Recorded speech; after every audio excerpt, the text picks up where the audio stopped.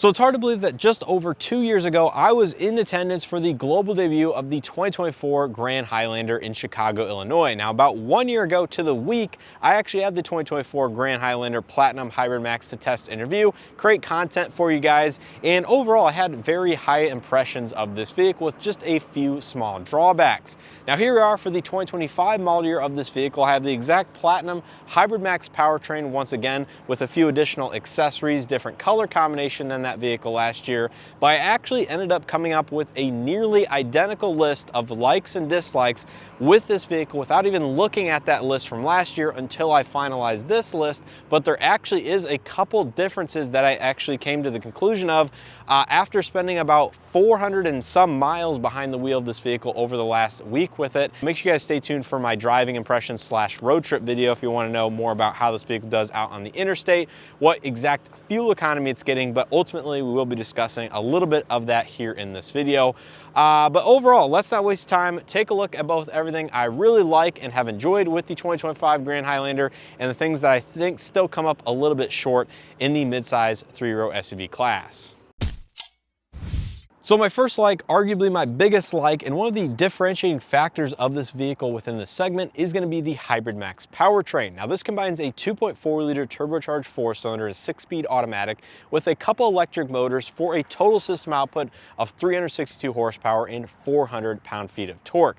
Now on paper that doesn't really seem that substantial, especially when you have vehicles in the mid-size 3-row space such as the Explorer ST, which have a twin-turbo V6 underneath the hood and a rear-wheel drive architecture, putting out a little bit more horsepower in similar amounts of pound-feet of torque.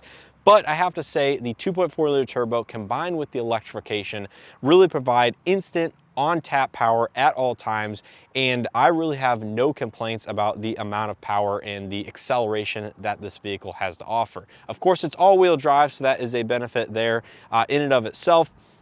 And the one thing I will say about this powertrain, out of the 3 different variations, or I should say 3 different powertrains available in the Grand Highlander, is it's certainly the performance option, but it's not the most fuel efficient option. So despite this vehicle being rated at 26 city, 27 out on the highway, I was not able to achieve that either with last year's Grand Highlander or this vehicle seen here. But it is the performance option out of them. So if you're looking for decent fuel economy, I would say 20 mpg at a minimum, depending on how you drive it, and want all of the performance characteristics that this powertrain offers, this is certainly the one to get. Now, if you're looking for fuel efficiency as your main goal in achieving this vehicle, I would say the standard hybrid is going to be the one you're going to stick with, and the base 2.4 liter turbo by itself in the lower grades or the lesser trims is probably one that I would skip, given I did not prefer that powertrain in the Lexus TX, which ultimately is the same chassis and platform as this vehicle. So if you're willing to sacrifice a little bit of fuel economy for the performance, definitely get the Hybrid Max. Now moving on to my second like, that is going to be the overall size of this vehicle. So not only does the Grand Highlander offer a great amount of passenger volume, whether or not you're being a driver, a front seat passenger, wanting to sit comfortably in the second or third row of this vehicle, but the biggest characteristic and positive nature of this physical size is going to be the potential cargo hauling capabilities, which I actually tested both last year with the 2024 when I was moving, and this year where I took it on a road trip specifically to go grab items that were over 8 feet long in length that actually fit behind the first row seats, and you could fit 2 people in the front row if you really wanted to, albeit not exactly super comfortably with those objects in place. So essentially the whole reason this week I took a road trip in the Grand Highlander was to pick up some 8-foot long Cree LS LED fixtures for my garage as a future project. And these boxes were just over 8 feet long in total length. And I had, I think, 12 or something of them inside this vehicle diagonally behind the front passenger seat. So when you fold down the seats in the side of this vehicle, I honestly don't understand why these are still manually folding seats in a vehicle of over $60,000 as tested. But when you fold down the second and third row, you have access to about 7.5 foot in a straight orientation behind the front row seats, or about 8 foot or just over 8 foot diagonally from passenger side here to the driver's side. And plenty of width, just tons of cargo hauling capability. I had a over 70-inch long desk in here last year with the 2024 model. And I think if you're buying a family SUV and need one for an occasional hauling capability or basis, say you're doing home improvement projects, you need to haul, outdoor materials, mulch, anything like that, this vehicle has the capability to do all of that with ease. So passenger cargo or passenger space as well as cargo space is going to be one of the reasons why I really like the Grand Highlander, and it sets itself apart from others in this class. Now, speaking of setting itself apart from others in this class, my third like is going to be the available onboard power via the 120 volt outlet or 1500 watts here in the cargo area and the second row of this vehicle. So having 1500 watts of available onboard power is equivalent to roughly that of a 15 amp household circuit, and you can power quite a bit of items with the high voltage battery on board of this vehicle. So say you get a power outage and you need to power some key crucial household appliances such as a refrigerator, you can do that. Say you're camping, tailgating, and want to power smaller appliances or your campsite, you can do all of that with this vehicle, and that is something you will find in this segment from a couple of the competitors that offer either hybrid or plug-in hybrid powertrains, but certainly not from everybody, as if they have a household outlet, it's typically limited to about 400 watts. Now I think my fourth and kind of fifth likes, if you will, all in one like, is going to be the LED lighting both on the exterior and interior. So this vehicle has LED projector low and high beam headlights, of course with the automatic high beam assist functionality, and as I noted last year, this vehicle has very good LED low beam performance. In fact, I almost wonder if they're aimed correctly because they're so good and output such good light at the front of the vehicle, but combined with the LED fog lights and the automatic high beam assist function, the forward lighting on this vehicle is absolutely fantastic. Now, the way that this one is spec'd with some of the additional LED accent lighting on the puddle lights and the door sill plates and whatnot does make it even better in terms of what this vehicle has to offer, because it gives you the Toyota or Grand Highlander logos in the puddle lights when you open up the door, so it kind of gives you a reminder as to what vehicle you're driving and just aesthetically looks very nice. But in the inside of this vehicle, one of the highlights that I think is not done well, particularly in most vehicles, is the overhead LED lighting. Now this vehicle in the first, second, and third rows, and even in the cargo area, has great overhead LED lighting in terms of illuminating the cabin and passenger space. So whether you're not in the second, third row, or in the cargo area, at nighttime, you have great illumination on the interior. It's super uniform, and like I said, I really don't understand why more manufacturers don't try to focus on that a little bit further. So that's gonna do it here for my full list of likes. You might be wondering, why is it a little bit on the shorter side? Well, ultimately, I think this vehicle is extremely competitive in what it has to offer, but in terms of outstanding features and amenities, those are the ones that I was able to come up with and really think are, like I said, outstanding from the competition. Now let's get into my list of dislikes with this vehicle, which is gonna be a little bit longer than it was last year. And one of these items in particular were actually on the likes last year that I determined based on the results that I was able to achieve with this vehicle, and that of what the vehicles is rated at is ultimately a little bit of a letdown. And you guys could probably already distinguish or have hints as to what that is. So starting out with my dislikes, the first one was actually the like last year, and that's gonna be fuel economy. Now, I came to this conclusion after looking at the fuel economy results I got last year with the vehicle that had thousands and thousands of miles on it. I was actually one of the later ones to get that vehicle.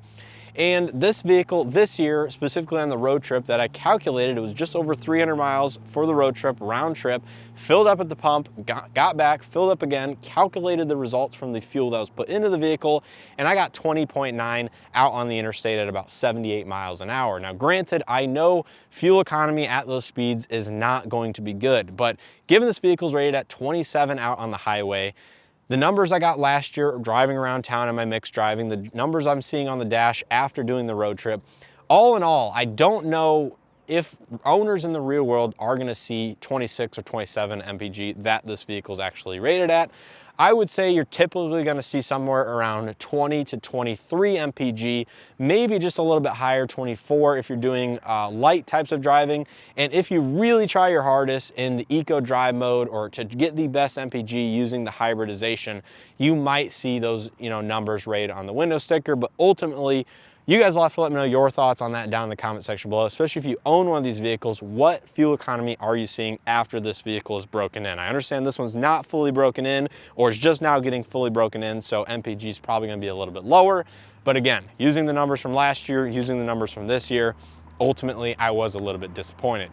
Now, my second dislike inside the Grand Highlander is going to be an interesting one, and that is the ventilated seat performance, at least here for the front seats, as I've been unable to test the back seats.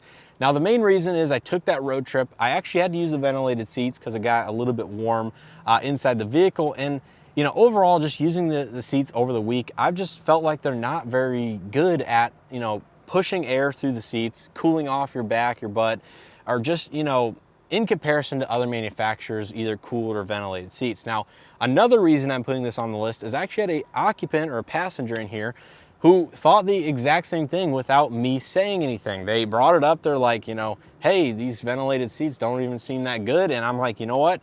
I was kind of thinking the same thing a couple days ago.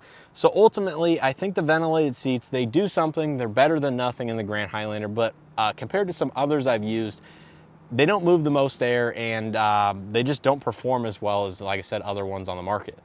Now, my third dislike is one, again, that I mentioned last year, and that's the fact that there is no auto-dimming side mirrors available at all on any Grand Highlander in any spec configuration. Now, at $63,000 as tested, there are vehicles much, much cheaper than this in this category that have all three mirrors as auto-dimming, and you can't even get any of the outside exterior mirrors dimming in the Grand Highlander.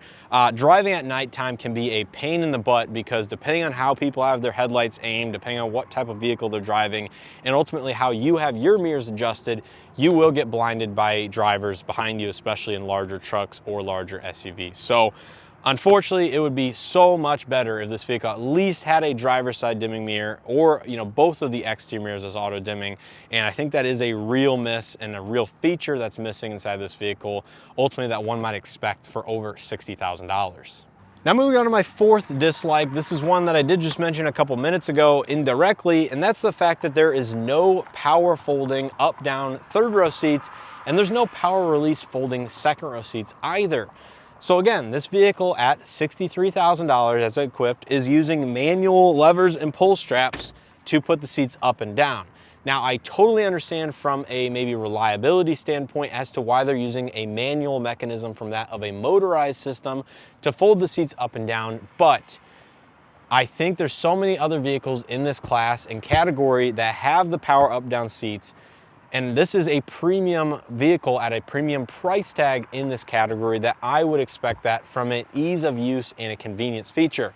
I don't even think these mechanisms are the easiest to use, because if you have the seat all the way reclined back, say like this, you know, fairly comfortable position, you go to fold it down, there's like 3 different detents you have to go through just to get it past, you see, it's like just to get it past the point where it will fold down. So I just think the mechanisms are clunky. I went to fold down the second row seats when I picked up those 8-foot long boxes earlier this week, and there's like 2 different steps you gotta do to fold the seat back flat instead of, like, you know, tilting it forward to get access to the third row.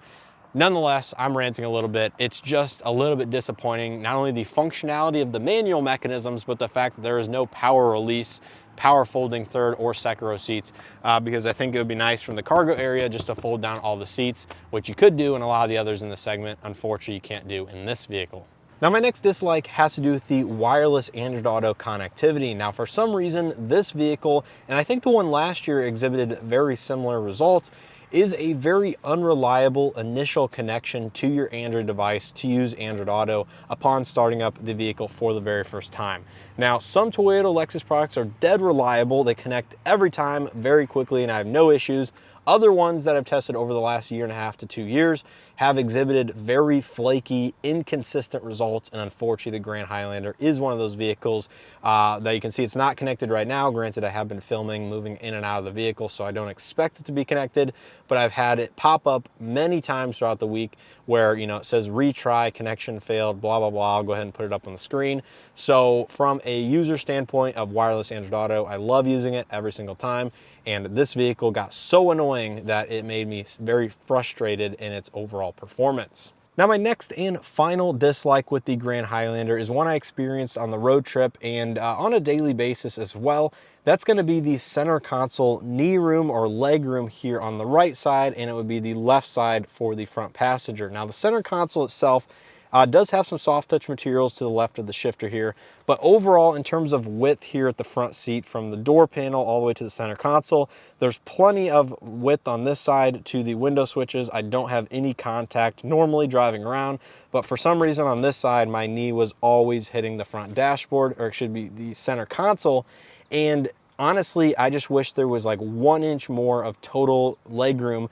This section right here was just pushed in a little bit farther on both sides, and the center console is made a little bit narrower because I think that would make comfort for taller individuals or people like myself that just like to spread their legs a little bit farther apart, you know, much better on a daily basis, or on those long distance road trips where, you know, you need to stretch out and move around a little bit.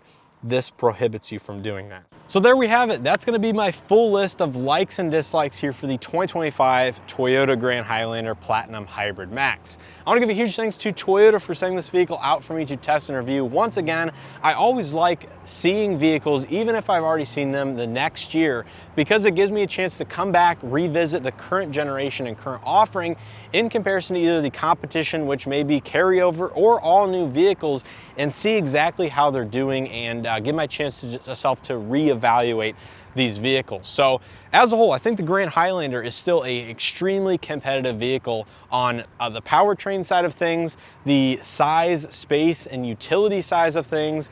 Styling's obviously subjective, but I think it looks very handsome. It's a little bit more understated than that of maybe some other offerings in this segment. I don't think it's particularly standout, but I don't think it's hideous or ugly by any means. I think it's very attractive, especially in this cement gray exterior. 3 different interior color combinations you can get on the Platinum Hybrid Max. This one has the additional accessories, including the side steps and crossbars. Makes it look a little bit more adventurous, if you will. And overall, I don't think you can go wrong choosing this vehicle. I will just say, at the $63,000 price point, as seen in this video, it's missing features and options that I would expect. Granted, it has things that you might not see in other vehicles from the competition that might be gas only, or even plug-in hybrid from some others, including the CX-90, for example.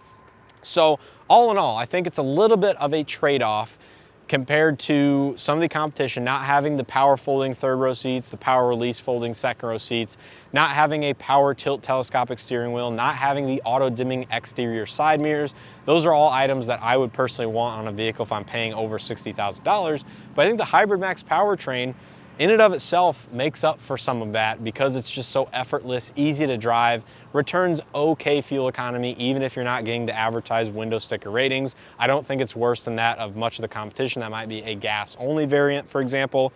And this vehicle is final assembled here in the United States in Princeton, Indiana, which has been all the news over the last week with this vehicle. I mean, I can't believe this vehicle got dropped off on Monday, and here we are on the following weekend, and you know, stuff is much different in the economic and political world right now. But this vehicle should be minimally impacted, or you know, we'll see, by tariffs over the coming months. I know Toyota and other manufacturers have announced plans to keep MSRPs the same, not raise prices for at least a month or two, depending on the automaker. I think I'm just gonna leave it at that. Let me know what you guys think of the value proposition, the Grand Highlander in general, what trim level and powertrain configuration you would choose if you were in the market for this vehicle, and let me know your ownership experience if you've owned this vehicle. If you enjoyed this video and or found something helpful, make sure to hit that like button below, subscribe if you haven't already, check out other content, including my road trip experience. And with all that being said, I hope to see you guys in the next one.